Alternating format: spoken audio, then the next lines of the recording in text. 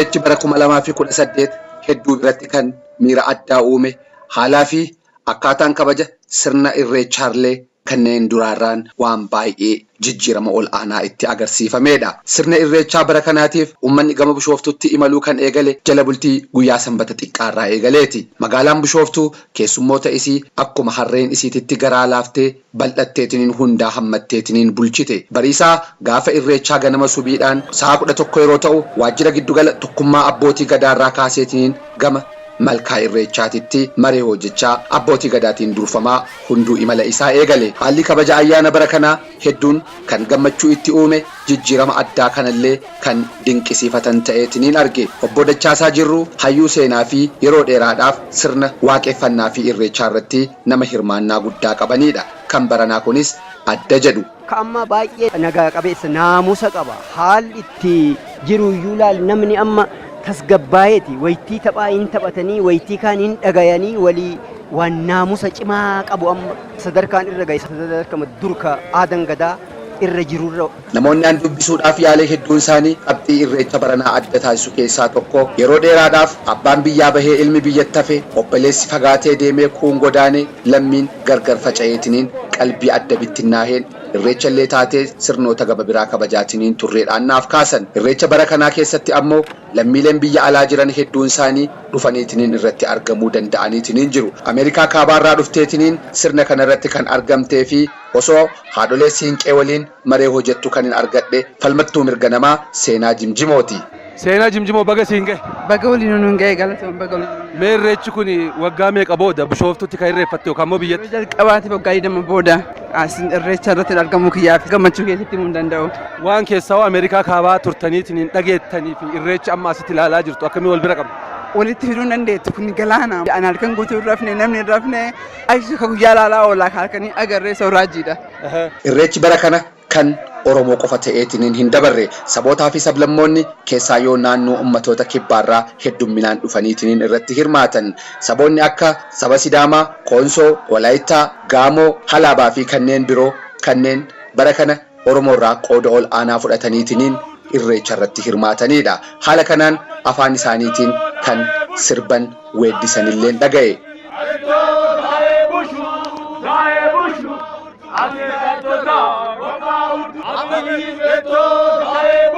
የመጣሁት ከሐዋሳ ነው። ጆስ ይባላለሁ። ሲዳማና ኦሮሞ ማለት የአንድ እናት የአንድ አባት ልጆች ናቸው፣ ወንድማማቾች ናቸው እና ለዛ አንድነታችንን ለማለት ሐዋሳarraa dhufe Joosi jedhama. Sidaamaa fi Oromoo jechuun ilmaan haadha takkaa fi abbaa takkaati boleeyyan. Kanaaf tokkummaa keenya cimsuuf jennee hanga Bishooftuutti dhufneetiniin irreeffataa jirra. Sirna gadaa sadarkaa kanaan dagaagaatiin hin jiru jabeessaniitiin irratti hojjechuun immoo barbaachisaadhaadhaan kan naa kaasan godina Baaleerraa kan dhufan abbaa gadaa Odaa Roobaa Aliyyi Muhammad Sururi. Sirni gadaa kan sabootaa fi sablammoota walitti hammateetiin bulchuu danda'uu fi Afrikaadhaaf illee fakkeenya guddaa ta'uu danda'uudhaan dhaaman. Haaluma kanaan akkaataan kabaja sirna irreechaa waggoota kanaan duraa ture dhawaataan Oromoon mirga ofiitiif falmateetiniin sirnaan kabajuu eegaluun immoo kun bu'aa guddaadhaan raadiyoo sagalee Ameerikaatti himan. Barri kun bara jijjiiramaa bara Oromoon aangoo argate bara isiin aadaa fi kabajachuu qajeelan dandeette waan ta'eef baay'ee ka duraanitiin garaagarummaa qaba. Kaleessa wayita aadaa teenne kabajannu waraanatu nu eegaa ture. Har'a foollee teenne fi poolisii teenne nu eega. Jijjiirama guddaa jira. Wanti arganne waan guddaadha. Waan hagana jechuu jennee nu himuu dandeenyu miti.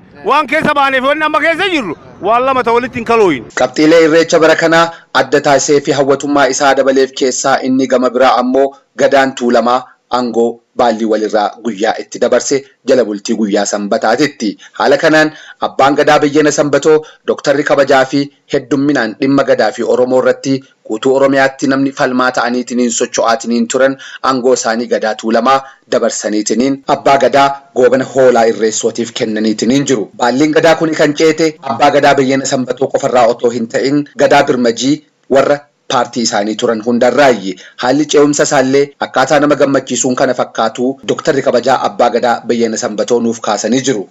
Yoo waggaa 8 irraa 2003 fudhannu nuyi 2011 akka gallakkisnee aangoo biraatti kennu nun beekna.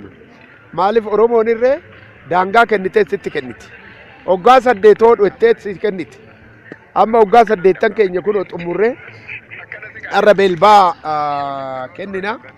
Maaliif jaalalaan ifaan abbaan gadaa Obana Hoolaa Irreessoo meelbaa bakka bu'aniitiin gadaa fudhatanillee yeroo turtii gadaa isaanii keessatti sabaaf sablammoota biyya kanaa hundaayyuu hammatanii Oromoo ija tokkoon laalanii gadaa ijaaraniitiin seenaa deebisuudhaaf kan birmajiin eegale irratti waa hedduu dabalanii birmajii caala mul'ataniitiin bahuudhaafillee ciminaan kan hojjetan ta'ullee dubbatan. Gadaa tiyyaa gadaa meelbaa kana keessa gadaa jiituu, gadaa dagaagduu, gadaa saba isaati, gadaa saba Oromooti dugda kennatu, saba Oromootitti mi'ooftu, gadaa nagaa, gadaa bilisaa akka taatu irrattan hojjedha.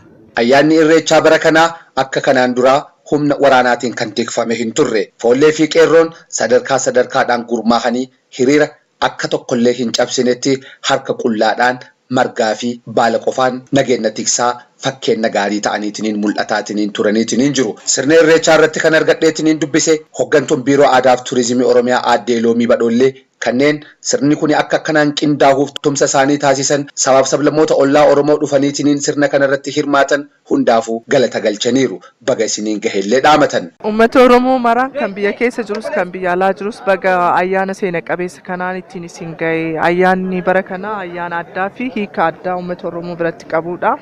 Baga gammanne kan jedhu san kaasuun barbaada. Ulfaadha galatooma.